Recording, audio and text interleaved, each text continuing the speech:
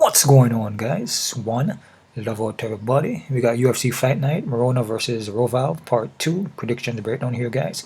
Before I get started, hit that thumbs up button. Also, subscribe to this channel. Also, check out my Patreon account for all my face-off predictions and prop play. And you can also donate to my channel at my PayPal account. All the links will be down the bottom here. Yeah, 13 fights on this card over there in Mexico City. It's not going to be at the Apex, which is great. And it's not a pay-per-view card, 7 p.m. A little later vibes there. And not a lot of people fell off the card. The only person that fell off was Amir Alabazi. And it's supposed to be against Brandon Moreno and Brandon Royval. There's a short notice, so two Brandons, which I fought already anyway. You know, and Brandon Moreno beat him, I believe, in the first round. I believe was it by submission, or I believe it was by submission, right? Or KO TKO. Where is that? Brandon Royval. Oh, shoulder. Ah, that's right. That's right. He lost by the shoulder injury. That's right, in the first round. That's right. That's right. Okay, so it's so a coincidence that both of these fights are these guys, man. They know what they're doing here. They match these fights up real well. Both of these fights are both fights because both guys got shoulder injuries in the first round. So Brandon Royval and Brian Ortega both have shoulder injuries in the first round. Both of their shoulders popped out, and they needed surgery. And it's a rematch. So they put both fighters with the same issues and getting a rematch. Both of them have the same kind of problems, the same kind of injury, and they're rematching. Oh man. Yeah, isn't that something? Is that a coincidence? No, it's not. It's meant to be like that. Nothing is a coincidence, guys. Okay, so let's jump through this card real quick here.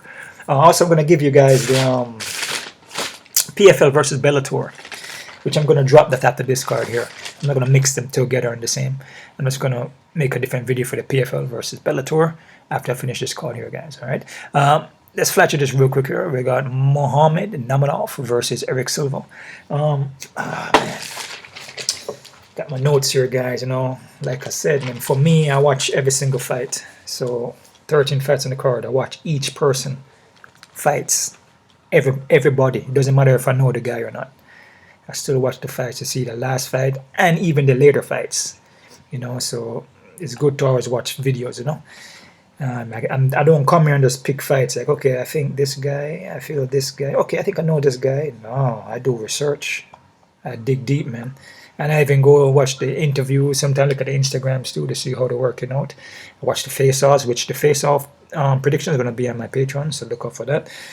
Naimov here, this guy has improved, man. He's improved with his takedown defense, nice striking, kind of a karate Kyokushin kind of vibe there. We'll also look for takedowns too, man. His last win here was pretty impressive, man. I mean, I had Natalia Wood winning. I picked Natalia Wood to win, man, and you know, Naimov came in here and proved me wrong. You know, he looked really good against veteran guys like a Jimmy Malarkey and Nathaniel Wood, which are these guys are pretty much. Yeah, you can say they're kind of like a veteran, but they're very experienced guys, and he looked very good against them.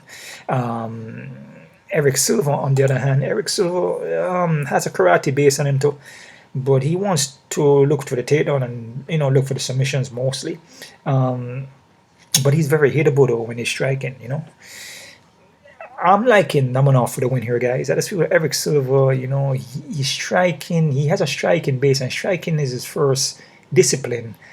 I believe he's a blue belt or purple belt in Brazilian Jiu-Jitsu, but striking just, I don't know, he's just very hittable, you know, and it's kind of, like I said, I'm not here to insult anybody. I'm just giving my, you know, my views, my prediction, you know, my analysis work and what I see in the fights, you know, like my breakdown, you know. I feel like it's a little bit kind of, like he will throw the technique, but he's open, you know, and he seems to gas out when he strikes. Even with his boxing, it doesn't seem clean. His kicking looks okay, but his boxing, his hands don't look clean and it's hittable. And then he will start to pressure for takedown, pressure for takedowns. And he'll get the takedown, possibly even try to look for submission. But I just feel Namanov is just the more proven guy here, the more cleaner striker in my opinion. And from I see from his ground doesn't look bad. His ground is getting better. So I'm going with Namanov here by decision, guys. And I say 50-50, man. You know, like I said, guys like these are trying to come up. You know, but like I said, with Namanov, he proved himself against two veteran guys. You know, like in Wood, you know, and Malarkey. You know, Eric Silva is pretty much lost to TJ Brown, which TJ Brown is no more in the UFC anymore. You know what I mean? He's in RDC and he's gonna fight Gamebred Bear Knuckles, which, you know, you gotta do what you gotta do, right? Next fight here, guys, we got Victor Altamirano versus Felipe dos Santos. If I mispronounce these names, guys, you know, please forgive me. I don't do it on purpose. Okay. Victor here, quick guy, man, very elusive. Will also look for takedowns, but he's not a guy that will shoot. He like just drop down and try to grab a leg, but doesn't complete it properly, right? Let me see here. Very unorthodox, has more of a taekwondo kind of style there, you know, kicks from every angle, unorthodox techniques, fight in different stance, switch up on you. But he's hateable though. Sometimes chin is kind of high up, and like I said, his takedowns are not very like a wrestling. Doesn't go for double or single legs. He doesn't complete it properly. He doesn't shoot properly, you know, for double or singles. He kind of like fall for it, you know what I mean, and try to like force it, you know. A guy like Felipe dos Santos, pretty impressive Felipe, man, from what I see when he fought Manuel Cape, man.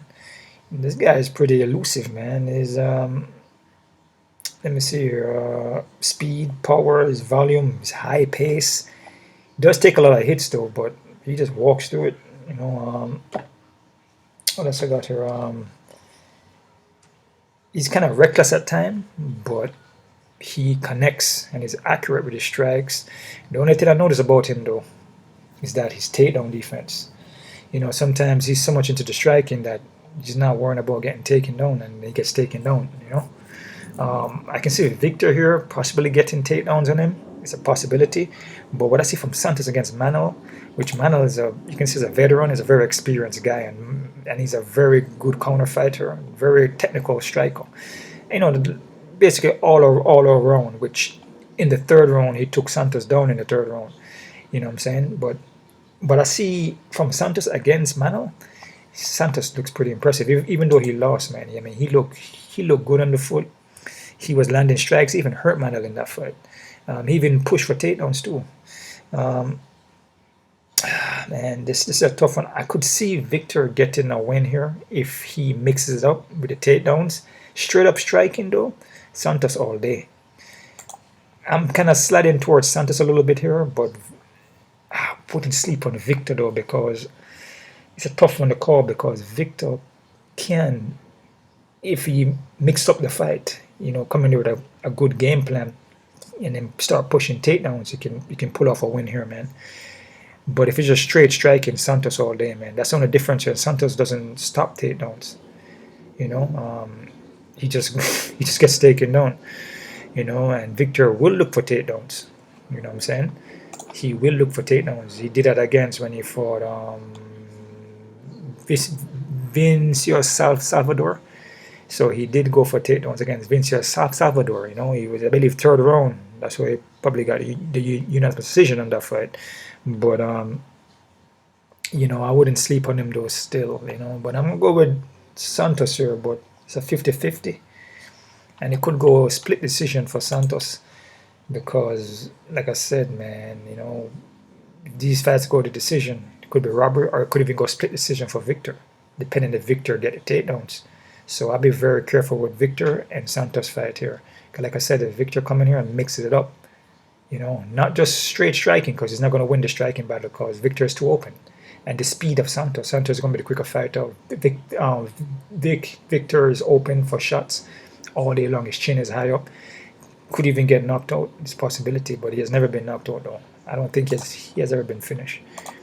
But yeah, I wouldn't. I'll be careful with this one here, guys. I'll be very careful with this. He's been submitted. Never been knocked out though. And Felipe dos Santos He's very impressive from what I see from Manel Cape, man. I mean, he looked like he was going to beat Manel Cape. There's a point of that fight where I'm like, damn, he's going to knock out Manel Cape. You know, or he's going to win by decision. You know, he was just looking very good in that fight. But I'm going to go with Santos here and be careful because Victor may have a chance. Next fighter, we got Luis Rodriguez versus Dennis Bondar. This is a very tough card here, guys, to predict and break down. So just be careful with it, man. I mean, nothing is never guaranteed here. You know what I'm saying? So it's a tough card. I mean, I see a lot of upsets and just make a lot of changes back and forward. Luis Rodriguez here can get flat-footed at time, but he does move around, pick his shots, kind of fights in spurts. Can get low volume, but he will still push a little pace on you. We look for takedowns, heavy-handed. That's pretty much, but he's not a bad fighter though. You know, it was in the contender series against Jerome Rivera, which I felt like he won that fight. I don't know how Jerome won that fight by unanimous decision. I don't know how he won that, man, but I felt Lewis won that fight. You know, and Jerome been on, after that contender series, has been on a 4-fight losing streak, you know, but I don't know how he won that. I felt Lewis won that fight, even by a split. Now he's fighting Dennis Bondar. Dennis Bondar, in my opinion, man, got a 4-inch reach, 100% finishing rate on this guy, but he doesn't look bad, you know, kind of elusive, has a more like a karate kind of base, spinning back kicks, a lot of unorthodox techniques. But man, his record is padded though. He hasn't fought nobody. You know, 18 and 12. I mean, 7 and 1. And after that is like padded record. And the guys who are supposed to have a kind of decent record, 22 and 9, he loses to them. So you can say that just by the numbers, 7 and 1 is the best. Probably he has won. You know, 3 and 1. You know, how is he going to be the how is he going to be the 15 and 2 guy? You know what I mean? Yeah, he has never like won like that against a guy with 15 wins. You know what I mean? So yeah, I mean, I don't know, man. I feel his record is padded, and I just feel that Lewis is probably have more dog in him and just more grittiness and more will to win the fight. With Dennis is losing to Claudio, with Carlos Hernandez lost to Malcolm Gordon. I mean, even though Malcolm Gordon was like a submission, well, it was a submission though, and his arm broke. So, you know, and Carlos Hernandez, he was just getting hit in that fight, losing all 3 rounds, I believe. I'm gonna go with Lewis here. I just feel Lewis, you know, it's just a better fighter in my opinion. Has more dog in him. There's, you know, he's been pushed a little bit more. His record's a little better too, in a kind of way. So, but yeah, I'm gonna go with Lewis. I'm gonna say Lewis by decision. Next fight here, guys. We got Carlos Puelles versus Fares Ziam. Claudio here, like I always mention, whenever I break on this guy, I always mention I should train with this guy a little bit. It's way back though. I always mention that every time I break his fights on. Yeah, he used to be an American top team. He used to train a little bit, but he was younger though.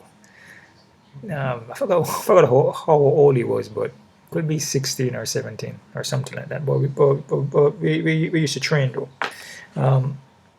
Puelles here, Claudio Puelles.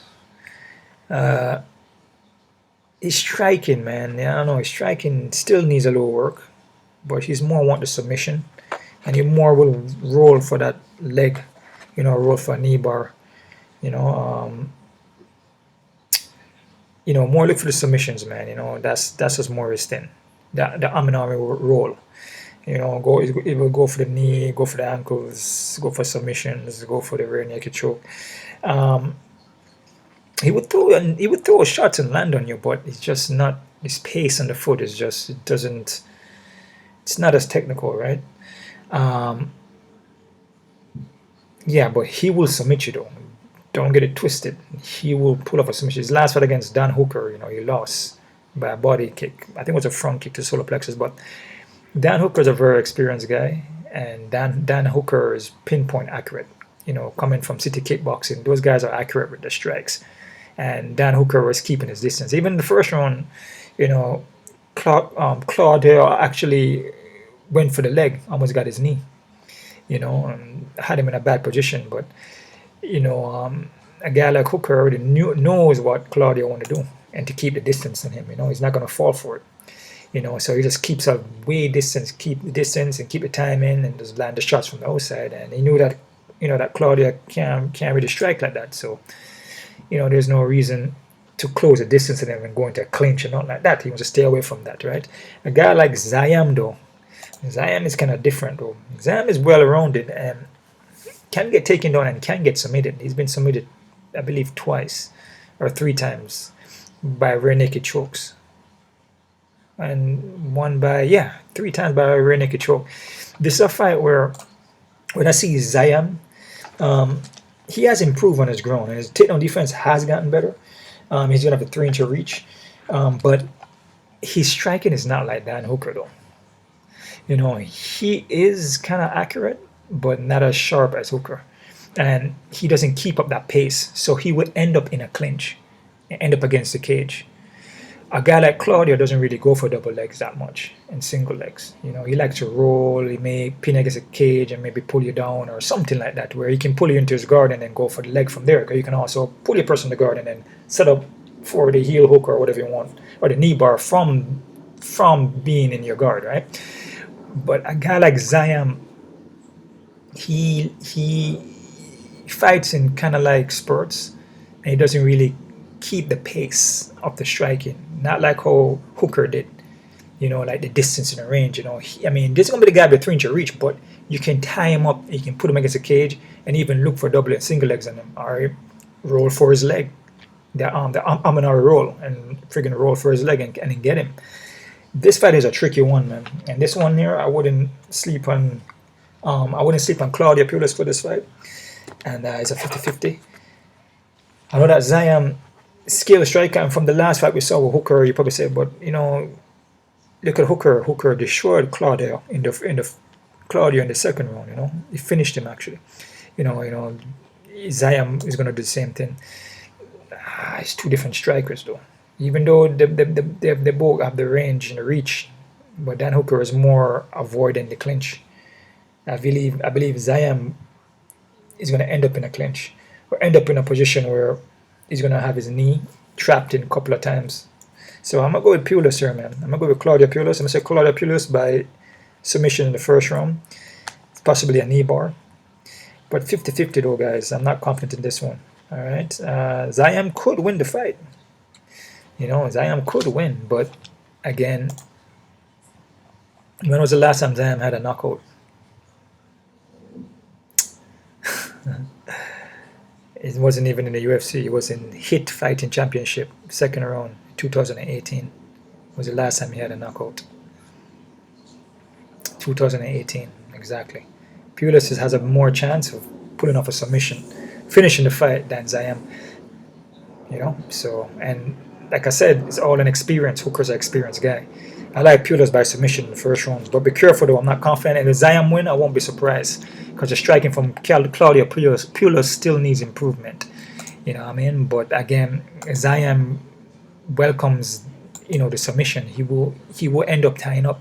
All right, Claudio by submission, first round, possibly knee bar or some kind of leg submission, ankle, heel, something. All right, next fighter we got Edgar Chairez versus Daniel Luzardo. This is part 2 here, guys. It's a rematch. We know what happened in the first fight. It was a non-contest because Daniel got caught in a guillotine. I believe it was a guillotine, and the ref stopped it too early.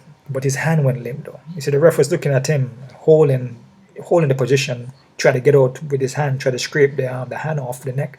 Then his hand just went limp.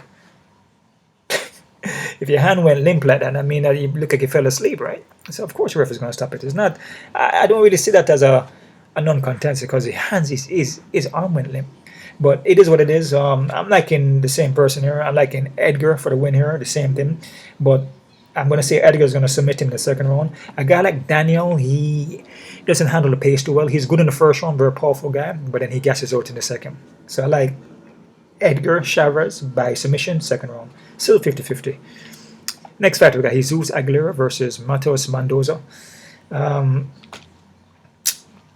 Jesús here, we'll look for the submission. Wild guy, going to have the shorter reach here. Possibly shortest reach in the UFC. But pack power and has good endurance and has a fight IQ is not bad. His opponent here, Matheus Mendoza. I know I mispronounce a lot of his names, guys. He's gonna have a 9-inch reach, but again with Aguilar, he has the shortest reach in UFC, so everybody pretty much gonna have a longer reach than him. This guy is a wild dude, man. Doesn't know how to compose himself very well. Will gas out, will look for submission, can get sloppy. This, in my opinion, like I said, I'm not here to disrespect anybody. I'm just breaking on the fast for you guys. I feel this guy has a poor fight IQ. He just does things and throw things out there and just run straight at you, throw punches, and has power. But I mean, the IQ is not good. See it in his last fight against Nate Maness, and against Javar. This is the same thing. Against Nate Maness, it was more evident that fight IQ is not that good. You know what I mean? So I'm gonna go with Aguilera here. Jesús Aguilar. I'm gonna say Jesús Aguilar by decision, guys. All right. Remember, this card is in Mexico, so a lot of these guys that are Mexican, go judges could get favor for the win. So that's the next thing to look at, too, guys. All right. Next fight, we got Christian Kunez versus Raoni Barcelos. Kunez here, skill guy, very well rounded. I wouldn't say it's very well rounded. I'll actually take that back. Striking is not bad. Pack a lot of power. But what I see him against Kwang, even with Khalid Taha, Khalid Taha was landing shots on him a little bit, but Kwang actually rear naked choke him and actually caught him with a shot. He was throwing, being reckless, chin is up, got caught. Right, I believe it's 2 by KO and 2 by submission he lost. But Kwang is a very experienced guy. I'm not taking anything away from Christian. I think he's a good fighter. But matching up with Raoni Barcelos on a full camp, not a short notice, could be problems. Raoni is experienced guy, he's skilled, been there, seen it. Let me see here. He will drop the ball though, and been dropping the ball.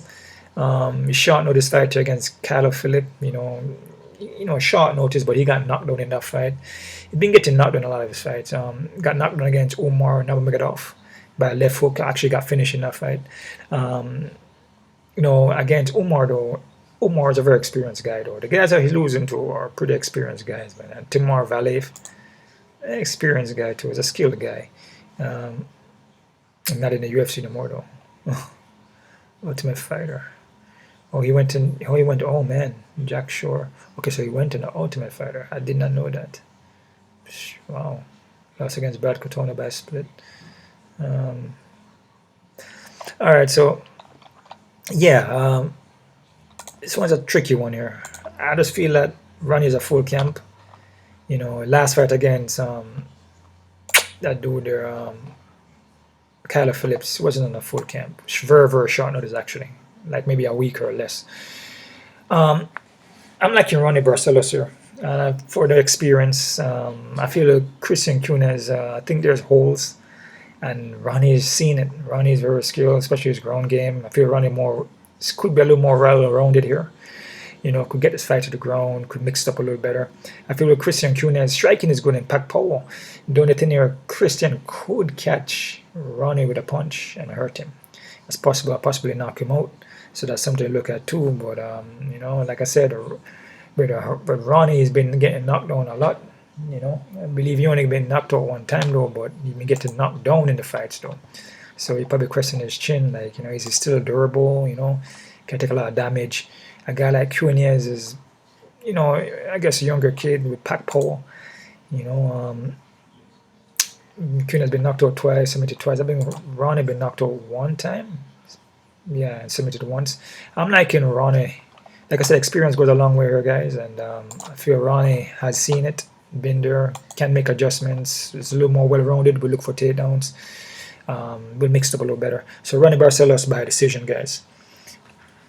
Next fighter, we got Manuel Torres versus Chris Duncan. Torres fights long. Let me see here. Very powerful guy. Hit pretty hard. Very explosive.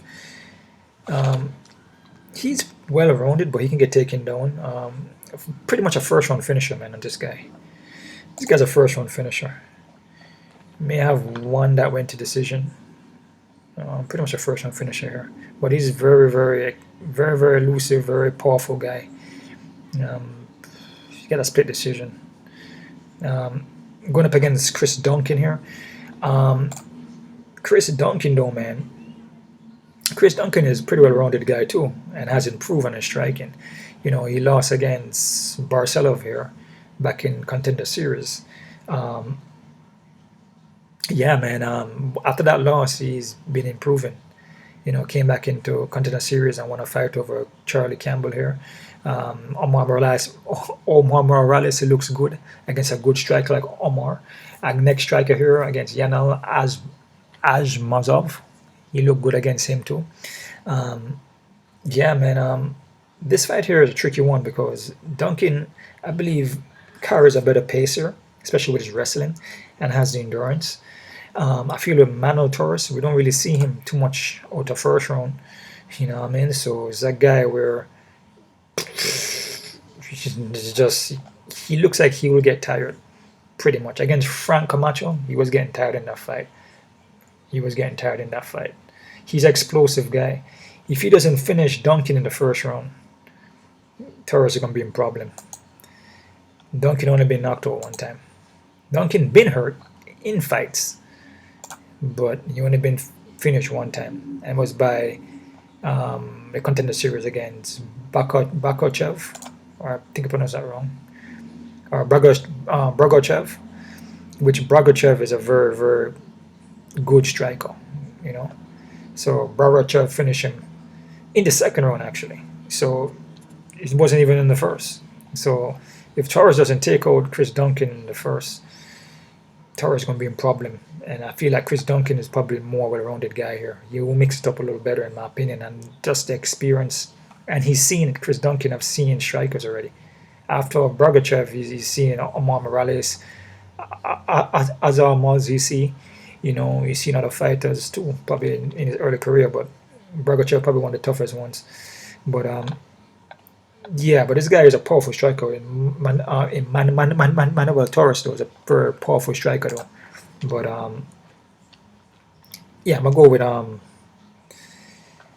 actually, hold on. Yeah, I'm gonna go with Chris Duncan here for the win here, guys. I'm gonna go Chris Duncan by decision here.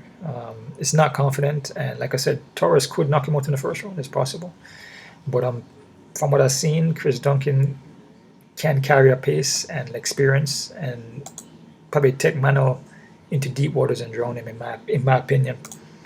But we'll see what happens. There was a Duncan by decision here, guys. Next fight here, we have give me a second here, guys. We got Yazmin Jauregui. Damn, these names are Yazmin Jauregui versus Sam Hughes. Oh man, I don't know, dude. I have to really focus on that one. With Yazmin here, well-rounded, got caught in our last fight there. Pretty much got finished. The thing about her, you know, she can get wild in the pocket, and she doesn't exit. You know, whenever she's in the pocket, you know, sometimes you want to hit, like, do your hit and get out. So you do your connection and get out. You know what I'm saying? You hit and move, hit and move. She there's sometimes she hangs out in there and she get hit. Even against her opponent here, Yazmin Jauregui, you know, she was pretty much doing the same thing. She was in the pocket and she got caught too, just that she didn't get knocked out. So she's a girl that, which I believe she will make the improvement, because she seems very skilled and very well-rounded, very technical striker, but she needs to exit more, like hit and step off the center line, and just don't stay in the center and strike, because she get countered like that. Hughes, on the other hand, Hughes is kind of stiff on the movement, but she's a dog though, tough, I mean, that's pretty much it. On paper, striking wise, in and out movement, I feel like Yazmin is a better fighter here. But again, Yazmin needs to take her head off center line and don't brawl like that. You know what I'm saying? And I feel she will be okay. But I'll go with Yazmin. I'll go Yazmin by decision, guys. All right. Next fighter, we got Raul Rosas Jr. versus Ricky Tarcios. Raul here, very good ground, man. Striking has improved from his last fight against Christian Rodriguez. We were pretty much gassed out in that fight. But from Terrence Mitchell, he looked good in that fight. Finished him by a knockout mount. Ricky, on the other hand, from what I see from Ricky is a well-rounded guy too, but kind of fights kind of sloppy, kind of. Can get taken down. He doesn't mind. He doesn't mind if he gets taken down. Punches don't really pack a lot of power. Scrambles, but poor striking defense. He can get caught with strikes. I just feel that this is a fight for Raul Rosas to win. Ricky just kind of sloppy. He's just there to get hit. He can get taken down easily. You know what I mean? And Raul Rosas is pretty good on the ground. So I'm going to go to Raul here for the win. I'm going to go to Raul Jr. by KO, probably ground and pound again in the first round. All right. Next fighter, we got Daniel Zellhuber versus Francisco Pardo. Zellhuber here is going to have an 8-inch of reach, which is massive, man. Pretty well-rounded guy, 2 fights long, skill, accurate striking. But with Zellhuber here, he can get hit though. Can get caught. Usually get caught in the first round. Starts off slow and get caught. BJJ black belt though. A guy like Pardo pack power though. So you have to be careful with a guy like this. 100% rate. If he connects, he could knock you out. Can get taken down. We'll look for takedowns. I feel again Zellhuber, he probably lacking a little experience. I feel Zellhuber is a more experienced guy here. With Pardo, will throw kind of wild, kind of reckless with it. But pack power, kind of remind me of, it kind of remind me of a Joe Dober, is it Joe Dober? Yeah, I kind of remember a Joe Dober in that kind of a way, yeah. So let me see here. Yeah, kind of lost a frame of mind there, guys. Hold on for a second here. Yeah, so so Pardo here, so Pardo pack power here, so that's the thing about this fight. So he could, if he catches Zellhuber, he could knock him out, but it will be more first round as the fight progresses and goes on. You can see Zellhuber kind of looking better in the second and the third if he doesn't finish you. He's gonna have an 8-inch reach too, so I'd say Daniel Zellhuber for the win here, but I still be careful. I'm gonna say Zellhuber by decision, but don't sleep on Pardo. He's 100% ready. Guys with 100% rate like that, if come in there try to take your head off in the first round, you gotta be careful with them. You know what I mean? A lot of first round finishes too. It looks to take your head off. So like I said, with Zellhuber, he has a BJJ black belt, so he can take this fight to the ground too if he wants to. Next fight, we got Yair Rodriguez, co-main event against Brian Ortega. It's a rematch, like I mentioned. Both guys shoulder slipped out, Brandon Royval and Brian Ortega. First fight there, Yair Rodriguez was landing shots on Brian Ortega, kind of hitting him there, hitting him up and down, tagging him up a little bit. With Yair Rodriguez, good striking, good taekwondo base on him, but he tends to kind of slow down and will hit the ground. And we'll look for submissions, but this fight is going to end up on the ground, man. And it's going to favor Brian Ortega. Brian Ortega lost his last fight because his shoulder slipped out. And where did the fight end up? Brian on top of Yair. Pretty much Yair was trying to get an armbar, but he wasn't going to get that. Brian Ortega, very good on the ground, BJJ black belt. Hasn't got a submission in a while, hasn't submitted in 2017. He's been out now from injury. From 2022 hasn't fought. But Yair always end up on the ground, especially against guys like Brian Ortega, guys with decent kind of ground, But Yair will submit you though, but I don't think he's going to get Brian Ortega in a submission. So the fight end up on the ground, man. I feel Brian is going to put it off. Unless he knocks out Brian Ortega, which is possible. Which I don't feel Brian Ortega has ever been knocked out. Only doctor stoppage. And I guess the shoulder injury, no.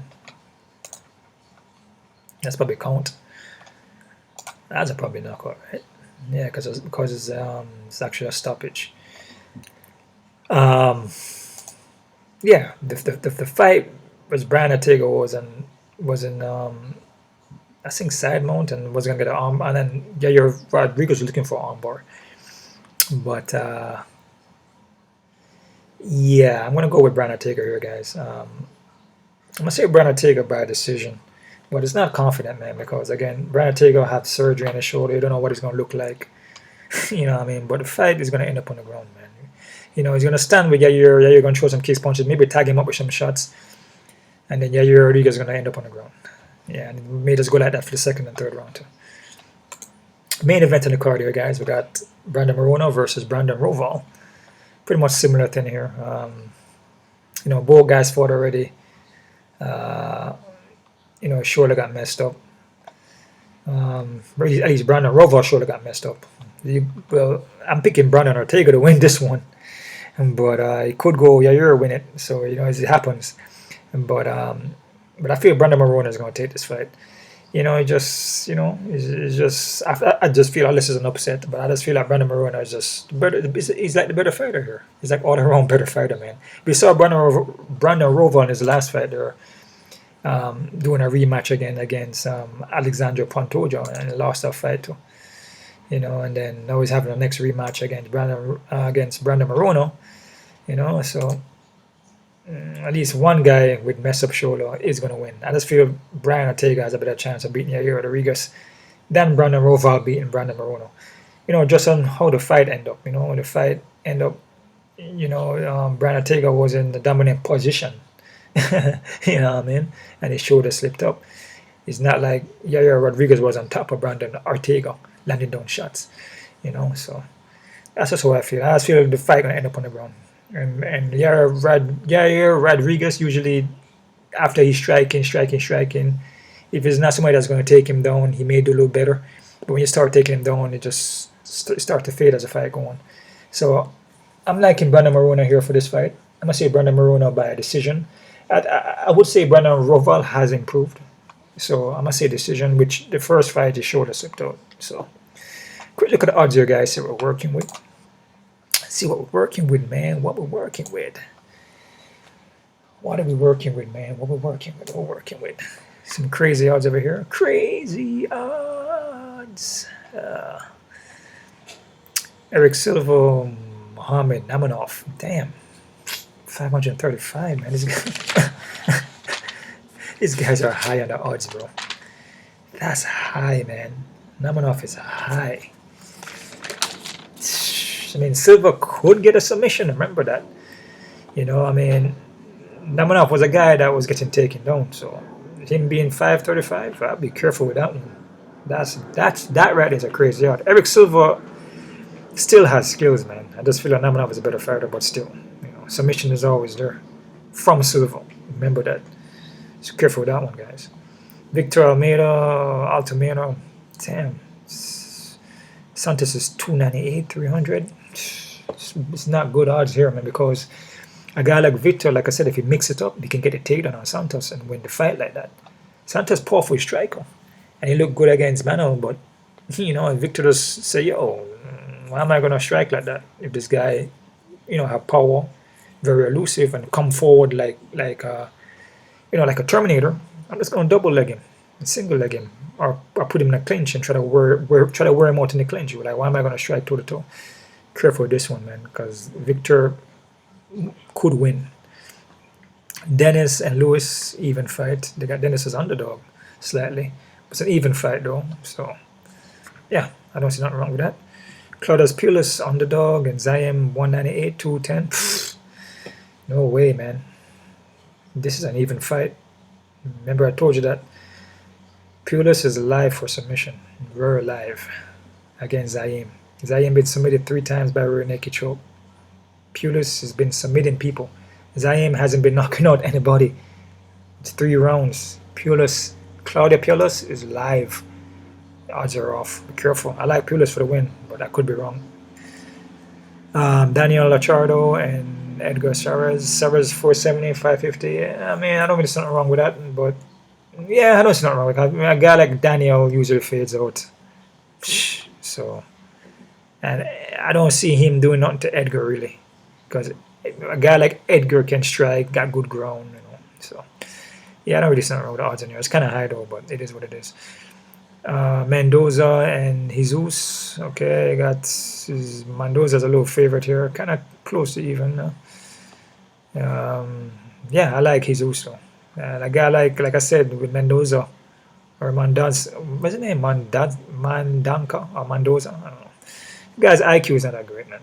So I like Jesus. They got Barcelos. They got Raoni Barcelos as a favorite. Oh man.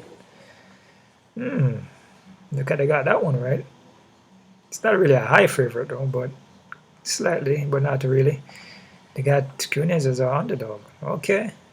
So they put in respect on Ronnie.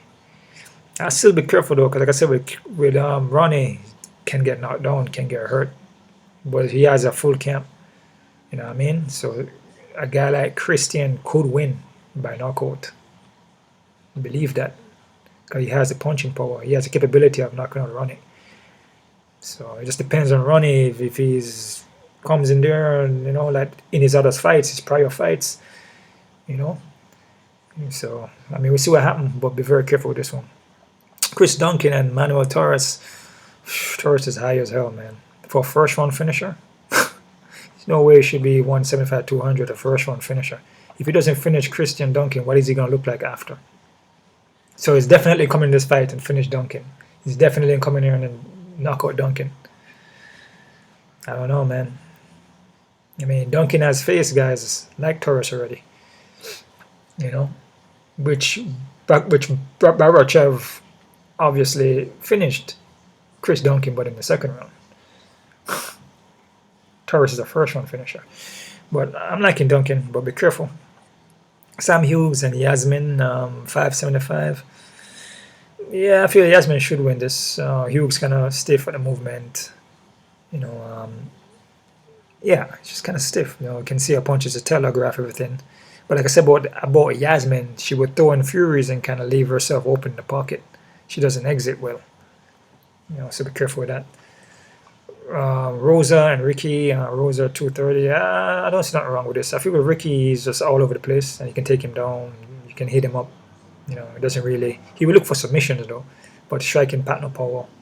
This is Rosa all day, just on him, just mauling on him, grinding him out. Yeah, man. Daniel Zellhuber and Francisco Pardo. Zellhuber 298, 277 on some sides. Underdog Pardo, of course, but still be careful with Pardo pack power. These guys that pack power, just like Manuel Torres, the pack power. Take one shot. You know, can't count guys that pack power like that. You can't count them out, even against other guys that are maybe skill. You know what I'm saying? Yeah, so be careful. Brian Ortega, yeah, Rodriguez got Ortega underdog here. Yeah, here's a little favorite. Showed up to last fight. You don't know how Ortega gonna look, you know, but I feel Ortega can get him to the ground and will probably. So if you know, that's what the fight looked like the last time when it showed up to. So, but coming off of injuries, you just never know how the person's gonna look. You know what I mean? So it is what it is. Brandon Maruno and Brandon Royval, 298, 300. Yeah, I think Brandon Maruno should win this fight. You know, yeah.